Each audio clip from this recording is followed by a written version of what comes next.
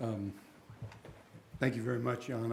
I'm delighted to be here and to address this group. I will tell you that I have been in this building before. In fact, I'm going to date myself because I was here when Hyman was here, and I gave remarks in this building in 1992. And it was on a topic not dissimilar to this. And afterwards, Hyman came up to me and said, well, you had part of it right and part of it wrong. And I said, well, that's the story of my life, so thank you. Which is probably the case today as well, as I talk about the banking industry structure and so forth. Now, I have made a proposal. It's been out now since March 13th. I have copies of it. I'm not going to give that proposal again to you, but I'm going to try and give background to why I thought we should have that proposal for discussion in the emerging, I guess I'll call it areas of research that go forward from here with the banking structure of the United States that's become so important. And it follows, if I could say, you know, in this country, for most of our history, up until literally the late 90s, the American banking industry was comprised of numerous firms with a range of specialties and sizes, but all with a similar business model of intermediation from deposits into loans or something close to loans. During that period, I think the industry was very competitive, obviously, with assets nearly evenly distributed among three groups: the money center banks, the regional banks, and what we refer to as the community banks, about a third, and a third, and a third. It was a very robust system, had its issues. And more recently, though, the forces of change have dramatically transformed that structure. I think we all recognize that. Now the largest banks are disproportionately larger, and their activities, in many instances, differ from their smaller counterparts. In broad terms, I would say that the banking industry and how it meets the needs of businesses and individuals has really been reshaped and is constantly changing forward.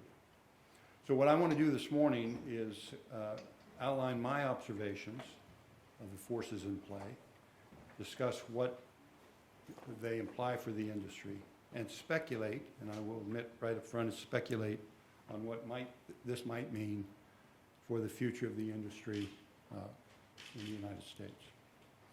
So let me start very quickly with the forces of change, and I'm going to name four. One is obvious: technology and financial engineering, and that's changed much of how banking is done in terms of gathering the funding, metadata and megadata systems that have commoditized credit. Are really a force that has encouraged scale as we go forward. And I think that has had an important effect.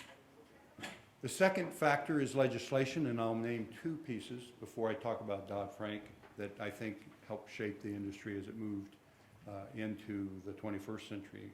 And that's the Regal-Neal interstate banking, which opened up the boundaries across the United States that therefore allowed for consolidation at an incredibly rapid pace across the country, because you got rid of those barriers cross-border, statewide, and nationwide. And the other, of course, was Gramm-Leach-Bliley, which also opened up the markets, allowed the commercial banks to engage in investment broker-dealer activities within the safety net, and this changed the dynamics between the commercial banking industry and the investment banking industry pretty dramatically.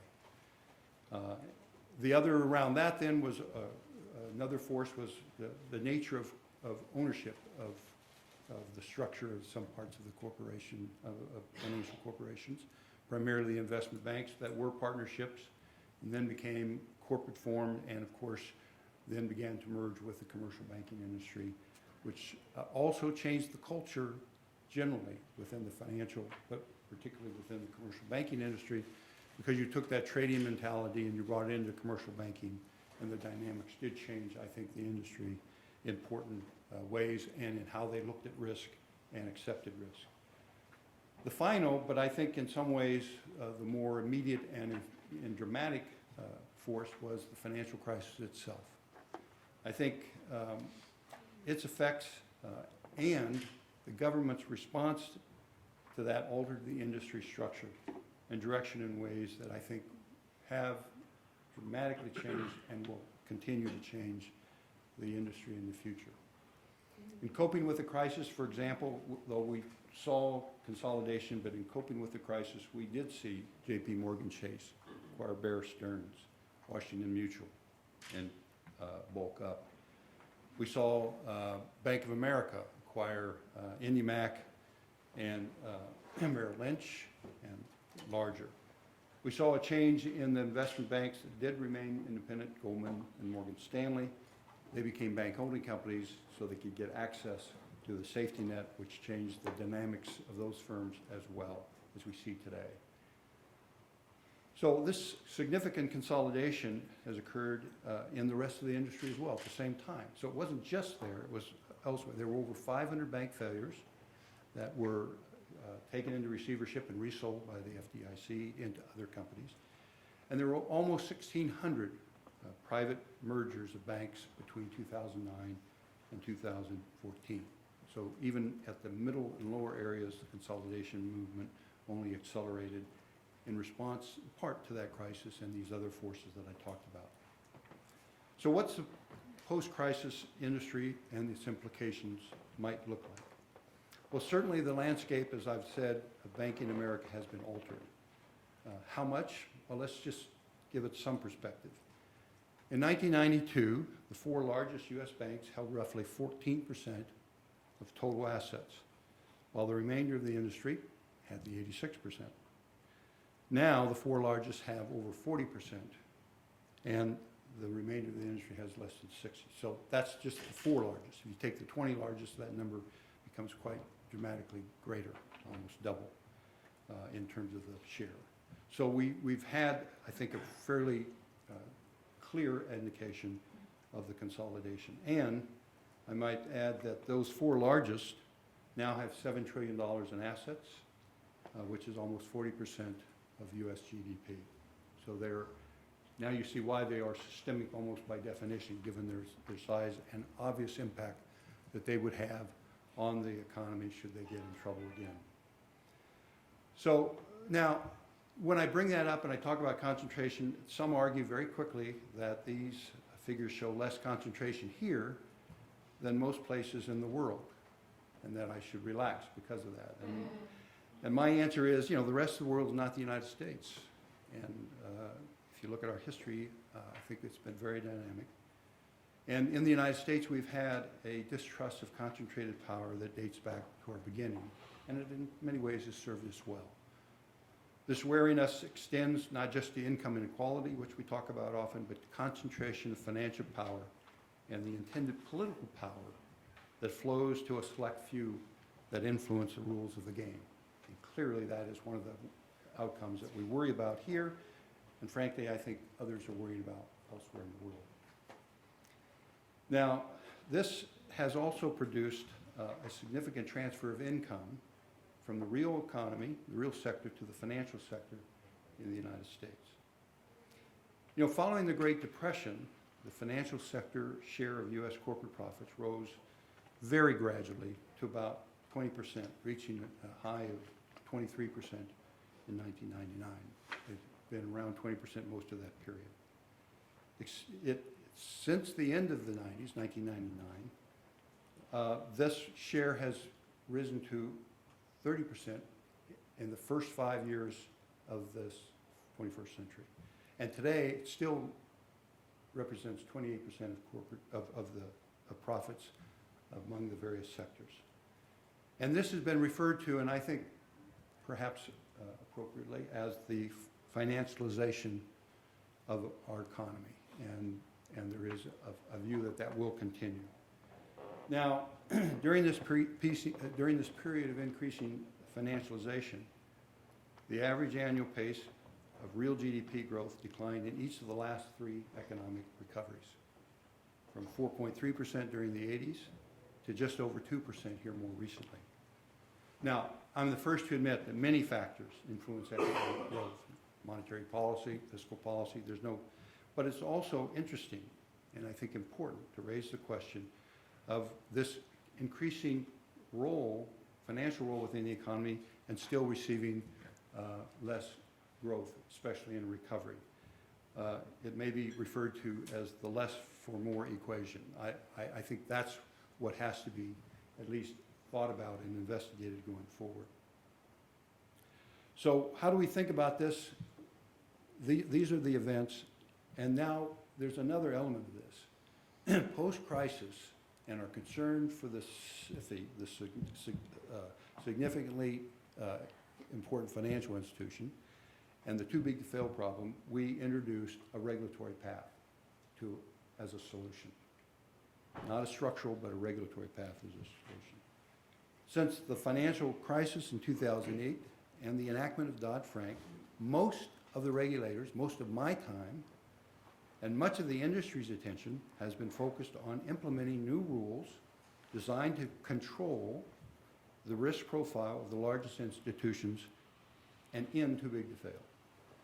Importantly, the path chosen relies principally on what I describe as a regulatory solution rather than the structural solution. Now, there had been some structural, I can't forget that, and that is the Volcker Rule, which is objected to pretty strenuously by the industry, and it's been implemented. It does limit proprietary trading and related activities. However, more generally, there has been little appetite in the United States for structural reform, either breaking up these firms or separating their activities within the same corporate structure. It's just been very, very reluctant to even look into that. Instead, we in the United States have followed a path in which greater regulatory oversight, such as defined standards for allocating capital and liquidity within these institutions. We define those standards. New regulatory tools such as living wills, orderly liquidation, have been chosen to address the too big to fail. These are all administrative regulatory solutions to this problem. Dodd-Frank reflects then a loss of confidence in markets. Given the crisis, it's understandable, and therefore places greater weight on a regulatory solution, which also didn't do so well prior to the crisis, but ceding increased authority to individual regulators to shape the industry's activity and performance. When all this then is said, how might this path look going forward? What about the SIFIs? The U.S. banking system, I think, even with the structure of regulation that we have today, I think will continue to lead global banking for years to come. It dominates. It is part of a major economy. It's going to dominate. The largest 8 banks control more than half of all industry assets now, and it's difficult to see any significant change in their size or composition in the short or medium term. There's just no momentum for that, either up or down. For these most influential institutions, I think the subsidy has been institutionalized, that is a too big to fail subsidy and the safety net around that, and there will be powerful incentives for management to retain those benefits. They are powerful benefits. However, these benefits come with a cost to them that they've accepted of significant regulatory oversight and control, and I think this will have a new dynamic in our banking system going forward. Regulators, for their part, in an attempt to control the perceived outside risk these systemically important financial institutions pose, are promoting a one-size-fits-all solution to simplify the resolution process should it be necessary. So we're trying to simplify things so that we can manage them, right? We can observe this trend, for example, in regulators' insistence on debt being a central feature of total loss absorbing capacity, or TLAC, regardless of the bank's business model. So you will have this TLAC so you can downstream this into it's standard now, okay? Similarly, living wills increasingly reflect regulators' preference for a single point of entry strategy in resolution plans. It's not required, but it's certainly encouraged. Finally, the global regulatory community, us, insist on pre-weighting assets for purposes of measuring risk, anticipating problems, and the allocation of capital and liquidity. Now, this approach to safety and soundness likely will also lead to less innovation among firms, which some people may like, fewer choices for customers, which they may not like so well, and more concentrated payments and settlement system, which we're seeing right now take place. And these developments represent potential threats, I think, to the financial system as they undermine its strength and dampen long-term economic growth that comes from innovation, from increased productivity that's funded by that industry. Now, following from this path that's been chosen for the largest banks is its influence is on the development of shadow banking itself, a loosely defined group of financial firms that seek opportunities outside the financial safety net and regulatory mechanism. Now, these firms are often financed through the banking system itself or institutional investors, and in my opinion, they generally benefit the economy. However, like any exception, some will become systemic in nature. We see some of that today, and be the source, perhaps, of the next financial shock, and I don't think we can control that, but such an event cannot be easily anticipated in its effects. Therefore, I think it will depend on how it occurs, the impact it has will depend on the broader banking industry and how well it's prepared to absorb the shock that comes from that. They will remain the key, and how well prepared they are will define the outcome.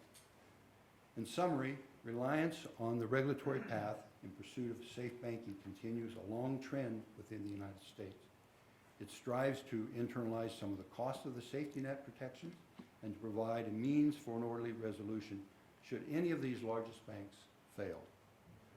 The result will be an industry dramatically influenced by regulatory system itself over the market system. By the Comprehensive Capital Analysis Review, for example, CCAR, it will be influenced by the Liquidity Coverage Ratio, LCR.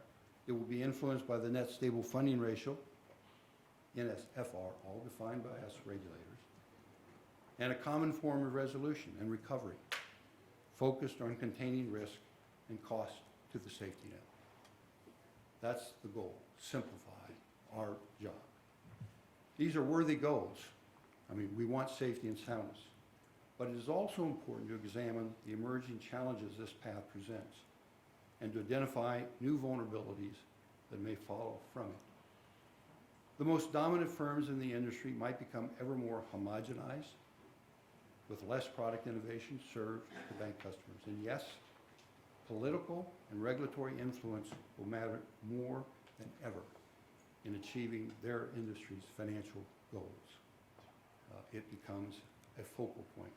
And all you have to do is look at the growth in the lobbying industry and you get a sense of that.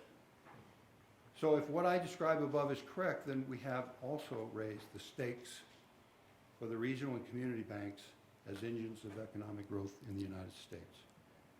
These institutions, already critical to job growth through the lending to small and mid-sized firms, will see increased opportunities for lending and increased pressure to merge and expand their scale footprint as they seek success in this environment. Considering regional and super-regional banks, they will continue to diversify their portfolio of services to better meet customer support demands and compete at the edges only of the SIFI's business domain. For activities such as lending to intermediate and increasingly large firms and providing trust services and asset management activities to businesses and consumers, they will work to prosper. But the regionals cannot compete successfully with the largest banks at the highest levels. Barriers to entry remain strong. The regional banks will be drawn to consolidate. Just how quickly and to what degree is less certain.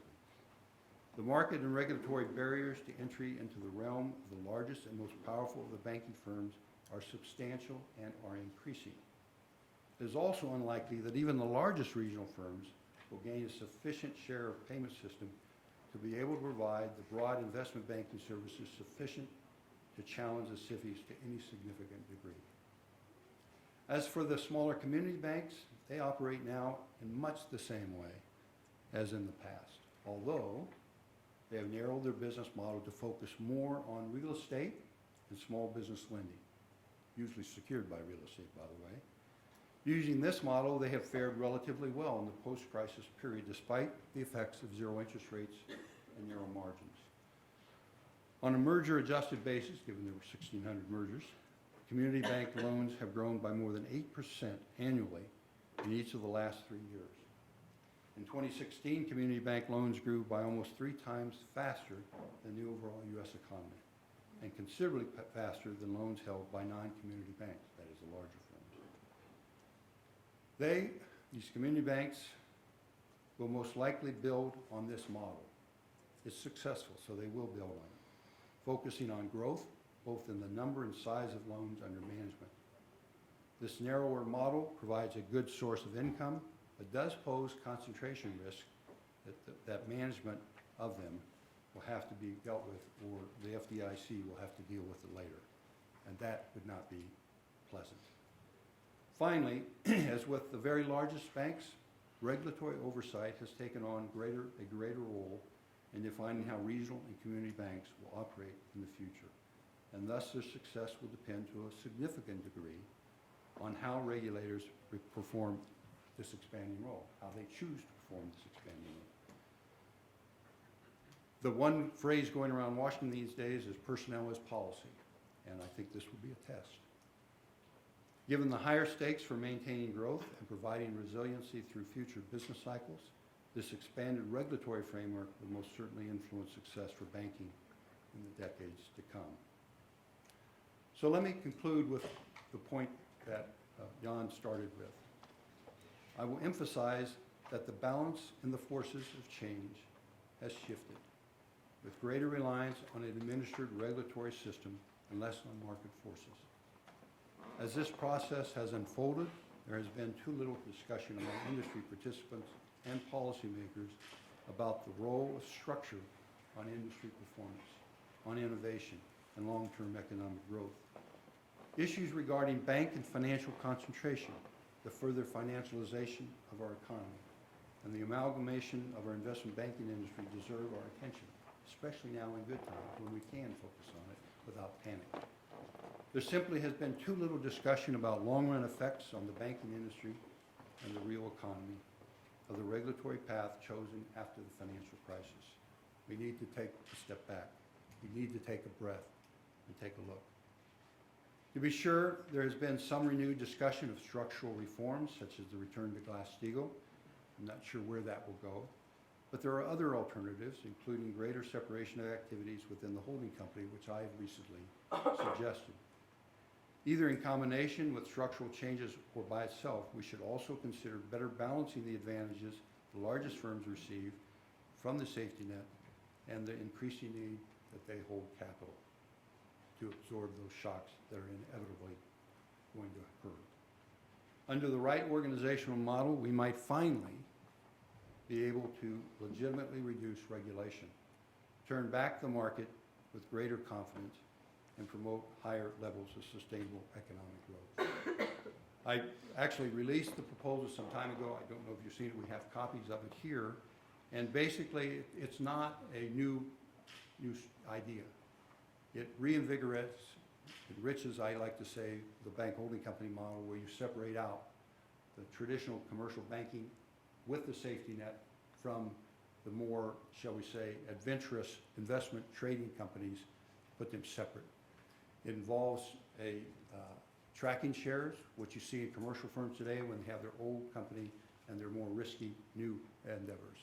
It allows then for the risk to be identified, the market to price it, the safety to be identified, and the market to price it, and yet have a common ownership so that you can, in fact, shall we say, take advantage of the synergies of commercial banking and investment banking. I think this needs consideration today for the future, or we then make a conscious decision to continue down a very heavily regulated path. So I'm going to end with those comments. We have, I think, time for questions, and I will try and answer them, and if I can't, I won't, obviously. You want to? Thank you very much. You want to take questions or do what?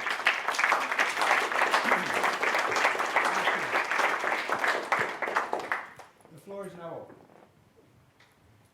Yes, go. He's on the next panel. I am pretty loud enough, but I think you're broadcasting the audio, so I'd better ask to the microphone. So I hadn't thought about the distinction you had made, the structural versus the regulatory response we gave during the crisis, and bulk rule being the structural one. You're perfectly right, and that's probably garnered the biggest opposition among the industry. But there was another structural one, if I'm correct in my classification, that never saw the light of day, Lincoln Amendment, the swap push-out rule. And that was also, that in a similar fashion to what you're proposing, it was going to at least push out the derivatives holdings of the, from the away from the depository institutions, still under the same roof, but in a different subsidiary. And that was eliminated before it could come into effect by the Republicans, which had control of Congress. So why do you think the same party that's still in charge of Congress, and with now the president from the same party, will actually go for something that I know they've talked about a 21st century Glass-Steagall, but by judging what they did with the Lincoln Amendment, why do you see that there's positive hope for now supporting something like this? Very fair question. I think, well, first of all, that was done through the reconciliation process, which I really don't understand, except for the fact that it allows individuals to get stuff in the last minute and not have it debated.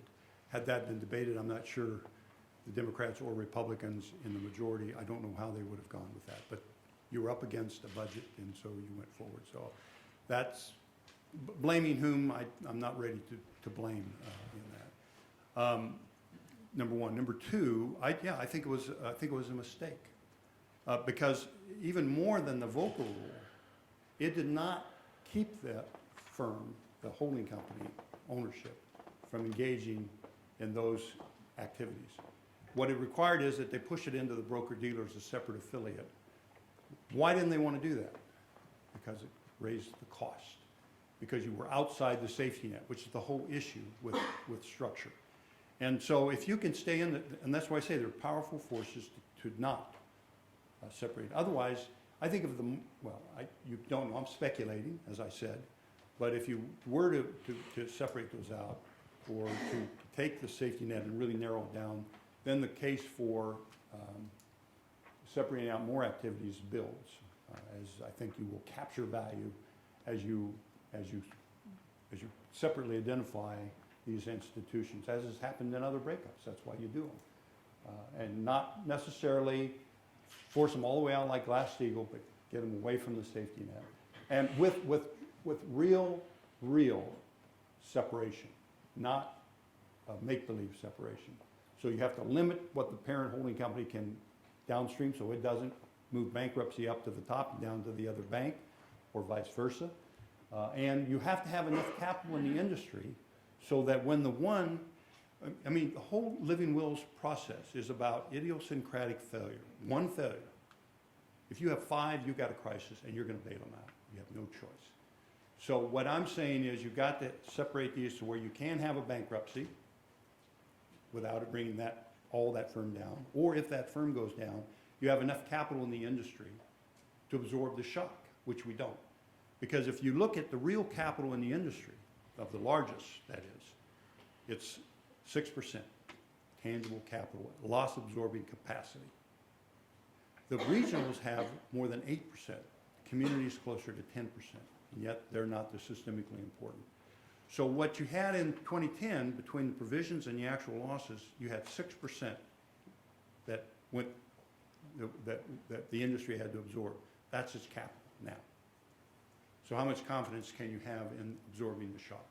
So you need more, you need to isolate, and then you let the market, you give more freedom to the market to innovate and to make mistakes and to hopefully have success. But right now, You know, we estimate that if you look at if 10% were the number, which it was before you had the safety net, it was a low end, all right, for the largest, 10% capital, tangible, loss absorbing capital.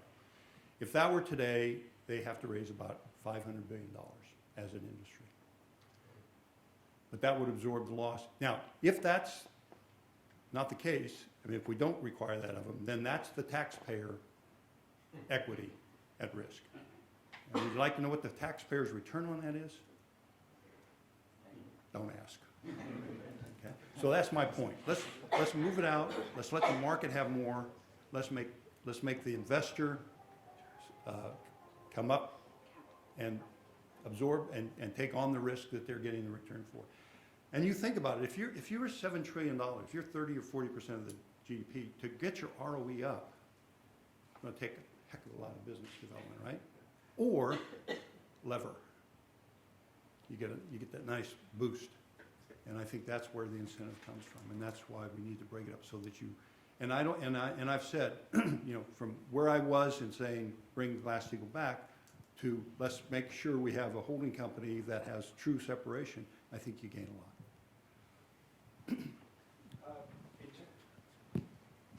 In terms of that separation, there's extremes. If it was totally separate, that would mean that it was like I own stock in the holding company, and really my stock was divided into two totally separate entities. That's right. In which case, there was no reason for those two entities to be joined in the first place. At the other end, they're using Right. common platforms, common structures. Bingo. And then if they're using those common structures, how can you build an effective barrier from crossing over from one to the other? As soon as something starts to go wrong on the one side of it, it's the common platform that they're using that's going to be used to support the other. So how do you get that real separation? Well, our proposal is that you have business lines, as we all know they do, and you break those out and you put tracking shares in. So now the investor makes a choice. They buy the tracking, they basically own the tracking shares, still with the holding company. And then you still have, let's say that the customer is with the bank, you have super 23A restrictions. The bank cannot lend, nor sponsor, nor engage. So that's the restriction. But let's say that the customer needs some kind of global support. Let's assume that the customer needs some kind of capital markets support. They can go over to the affiliate. And there's real value in able to doing that customer and that the investors win, depending on how their portfolio is adjusted, and you have those synergies. So yeah, it does take some of the benefit. It does take away the benefit of low funding costs available through the safety net, most certainly. It does, however, leave the ability to have a business model that one can support the other, and legitimately. Now, tying arrangements and all those issues aside, and then you build real value. And I think you release a lot of value, because right now, the market can't price that stuff. They can't, it's all intertwined, and you're counting on, you know, maybe the subsidy on the commercial bank is actually being shared then with the capital markets side of the business. You don't know that. But put them in separate, have them priced, the market knows it. Let's say this high-risk entity gets too far out, the market prices that. The bank over here, they see that, it has its own sense of discipline. Yeah, there'll be, should they have the same backroom office? Probably in a very limited way. Okay? But they still have some of the synergies that they otherwise. So that's it. I mean, it's not free, but I want to tell you the cost of the crisis, despite the fact that they like to talk about having gotten their money back with a nice return that we underwrote, doesn't strike me as appealing, because the economy took a huge hit that it's still trying to come back from. And I do worry about the fact that these are very large, they're more cumbersome, they're taking a larger share of income, but our economy is still growing 2%, and we see these things. These are issues that are intertwined with others, but they shouldn't just be ignored because they're intertwined with others, is my point. So, yes. Thomas, nice to hear you again. I have two questions that allow you to duck at least one of them. I gotta write down. If you get more than one, I can't remember the second one. So I would like, what I found most interesting about one of your throwaway comments that you just made was the regulatory regime, if you want to put it, the regulatory approach seems to be focused on the failure of individual institutions rather than a systemic crisis. Right.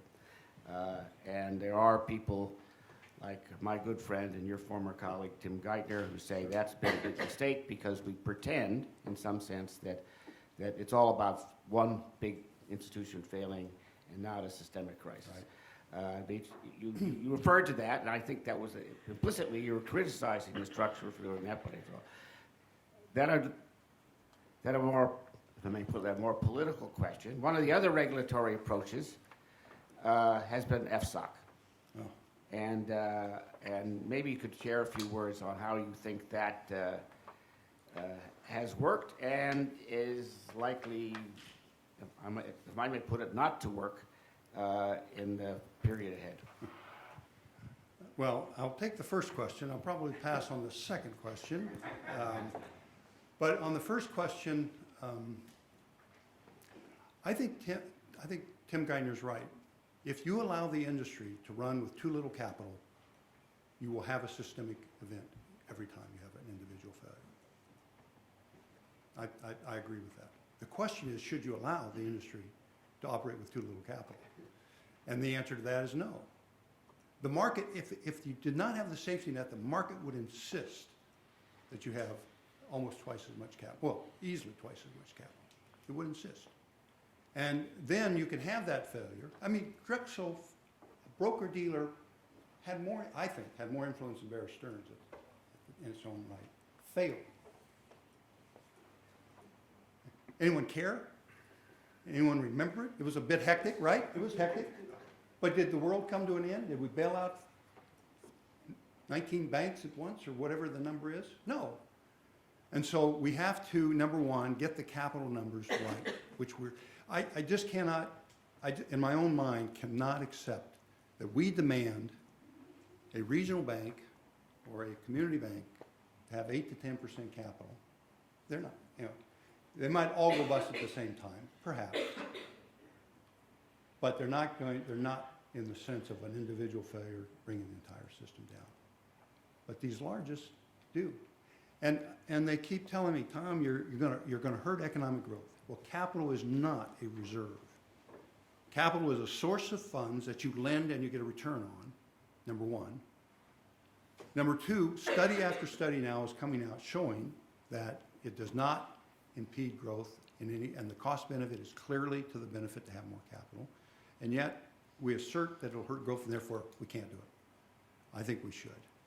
And so that's where I think the regulators, and remember now, we have a lot at stake, so these firms are going to argue strongly, and I don't blame them. If I were in their shoes, I might.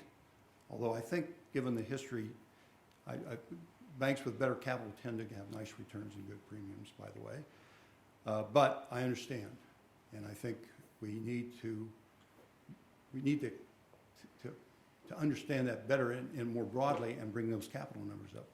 As far as FSOC goes, it does provide a forum for meeting and discussing issues, and it does provide a forum for putting pressure where there seems to be weak spots. And I think, in that sense, it is not a regulatory agency in and of itself, and I don't know that it should be, frankly. I mean, duplicating one, I'm not sure is necessarily beneficial. So it is duplicating the FDIC and the FSOC in terms of decision making, I don't think necessarily is useful. But I do think it's good to have, at the highest levels, a common forum for discussion. So, right here, young guy. And then we'll head this way.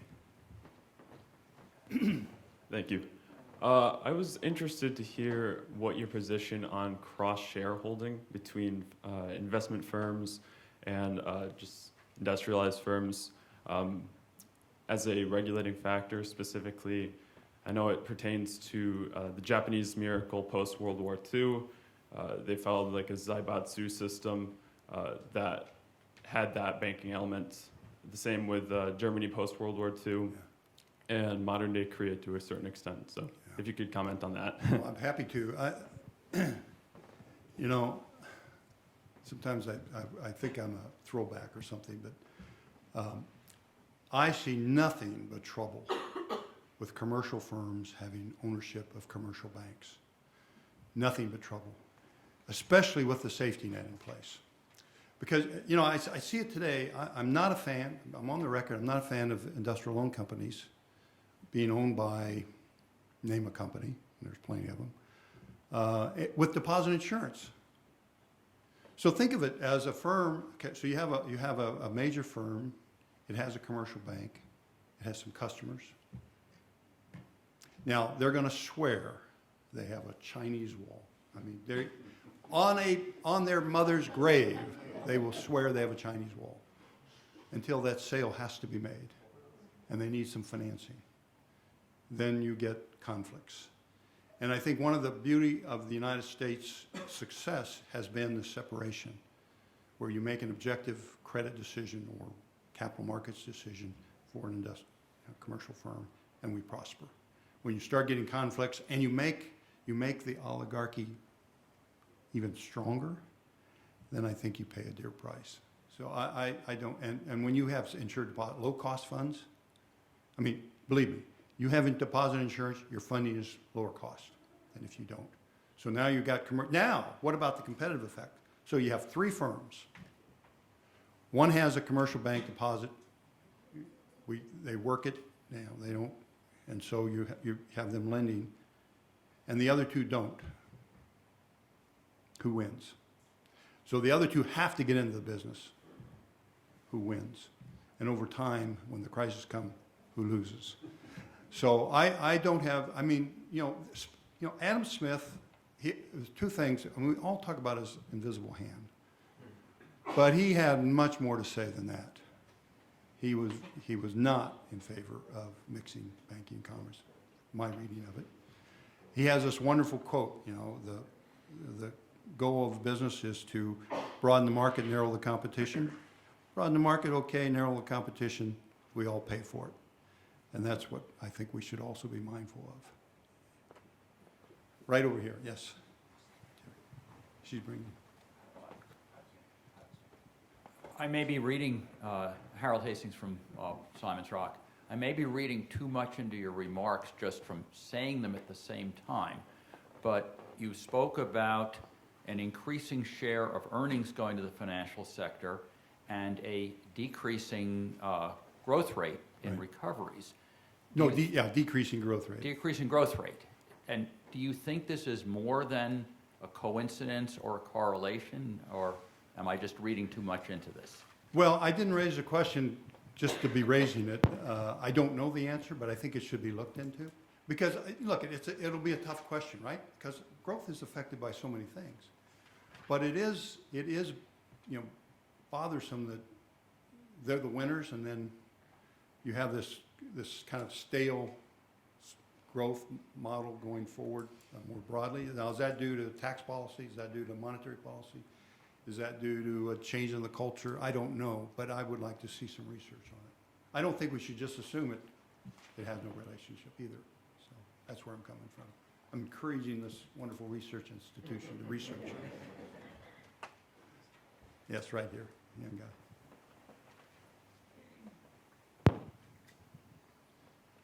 So after the financial crisis, great advances were achieved with Dodd-Frank in both capitalization and liquidity ratios for financial institutions. But there was also a great advancement in terms of the orderly liquidation system being established so that the government could take over these failing companies and make the liquidation more timely and efficient, which obviously we would have wished had happened with Lehman Brothers. But now there's an ongoing debate within the Republican Party to get rid of this aspect of Dodd-Frank. And I wonder if the capitalization and the liquidity ratios that were implemented have made the financial system resilient enough to be able to successfully survive without this orderly liquidation system being in place. Well, here's my views on that. I'm pretty convinced that given the capital levels of the industry today, that you would have a difficult time without having a systemic crisis should any one of these largest fail. I think, however, we can, if we deal with that, if we get the capital numbers up to where they can absorb this shock of one failure, or God forbid two, then you can, with the proposal I have, separating them out, you can have a bankruptcy. It won't be orderly, because bankruptcies seldom are, but you will have a systematic process in the sense of how you go through bankruptcy, how you file the courts, how the creditors are treated, and access, and so forth. And it has a greater discipline on the market itself. So that would be the goal. However, unless you have that goal, then I think you're going to have Title II whether you want it or not.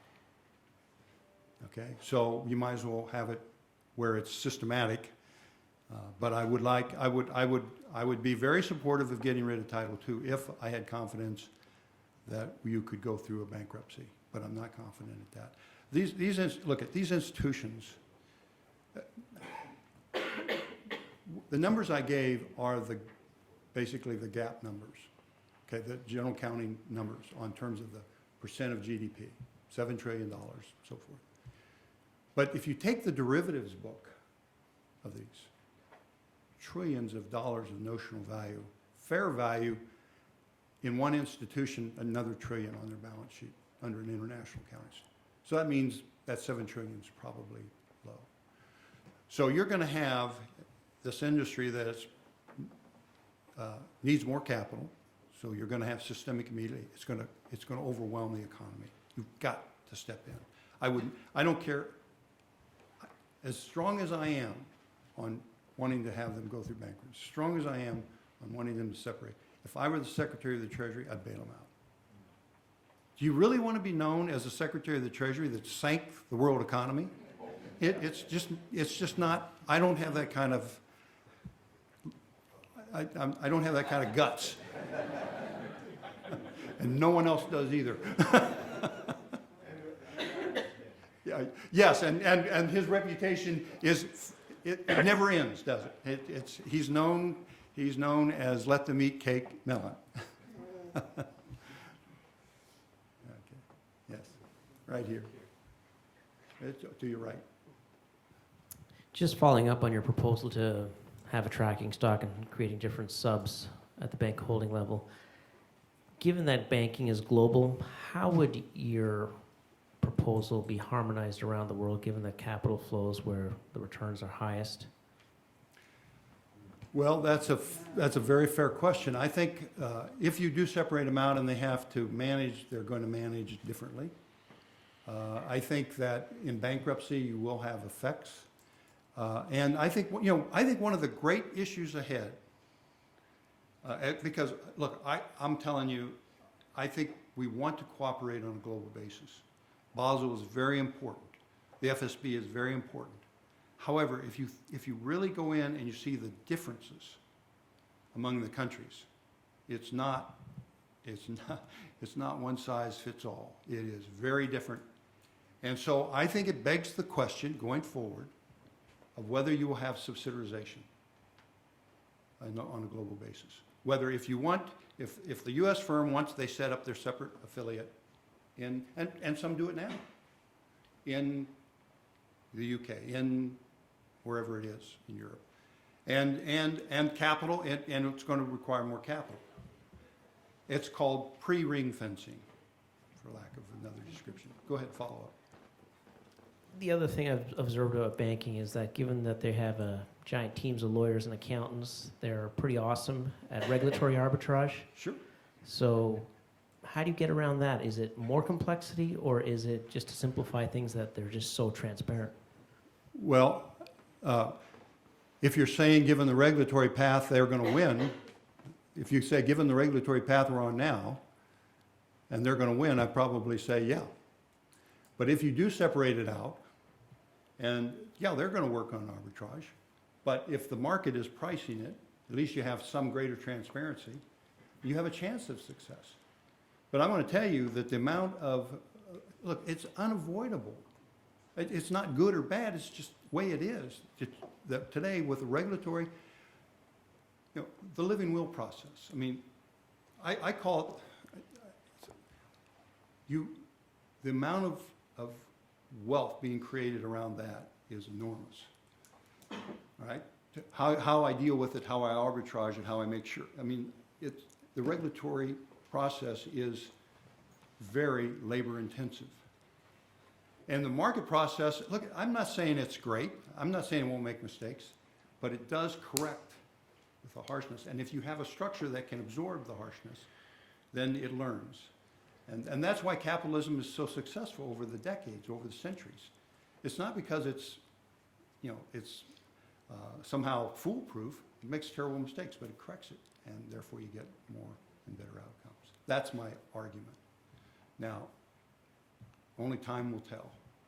But when I see the growth rate of the economy going down, demographics taken into account, then I do think we ought to think about a different proposal. Any others? I think I've worn them out. All right. You haven't worn me out, but I think I've worn you out. Thank you.